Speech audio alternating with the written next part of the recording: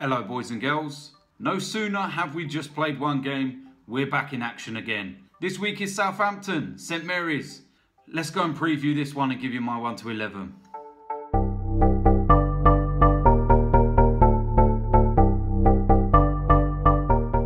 So as I said, it's Southampton this week at St Mary's.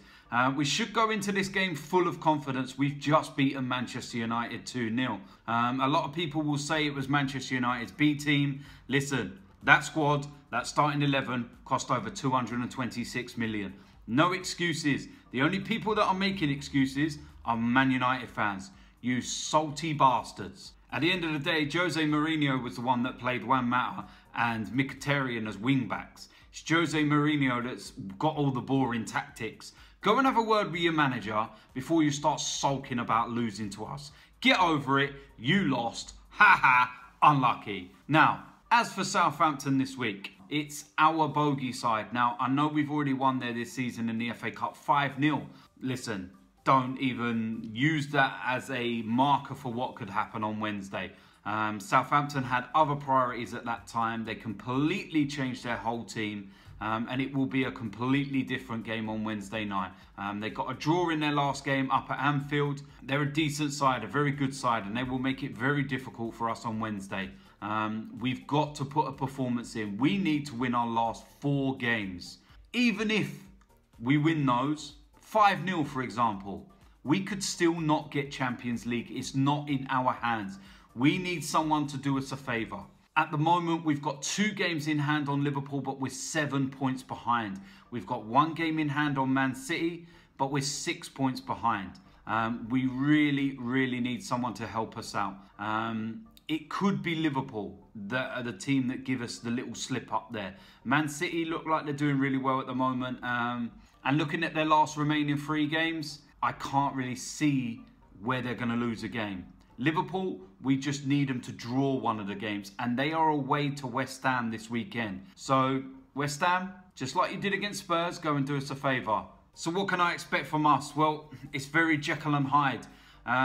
We can put the kind of performance in against Man United and get the win, or we can put the kind of performance in that we did against Spurs and play like dickheads and lose. In terms of my 1 to 11, this is what I think Arsene Wenger's going to go with. In goal, Cech. He's been very good the last couple of weeks and made some very crucial saves. Didn't have a lot to do against Manchester United, mainly because they were shit. The only real chance they had was because of our own error. So Cech goes in goal. Going to keep 3 at the back, but I think he will make one slight change here. I know that Mustafi is back in training, and I haven't seen Wenger's press conference before the game, so I think that he may be back for this one. So I'm going to go with a back 3 of Koscielny as our captain, Mustafi and Rob Holding. Very impressed by Rob Holding.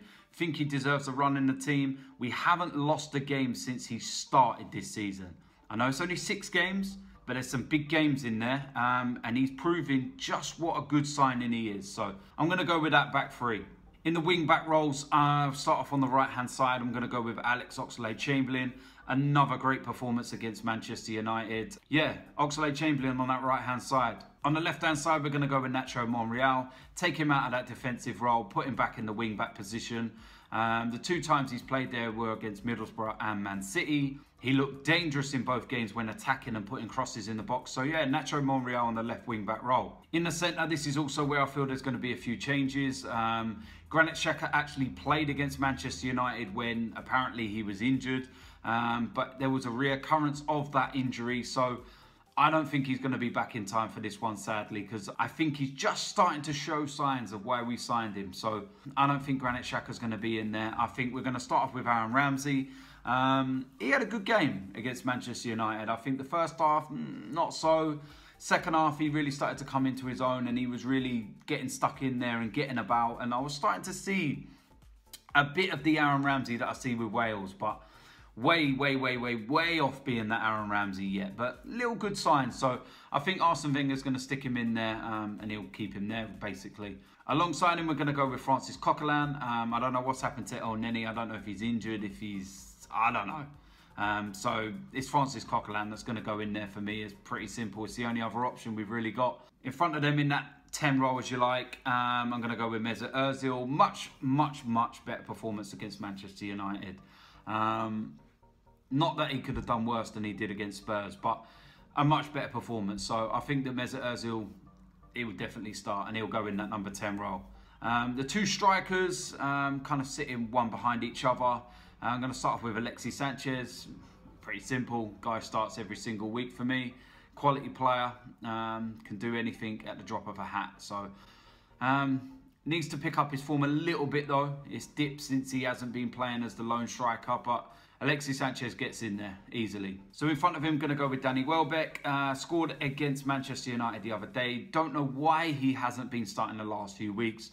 Please do not put Olivier Giroud in there. Even when a Giroud come on in the last 10 minutes against Manchester United, the guy's running around like he's just played the previous 80.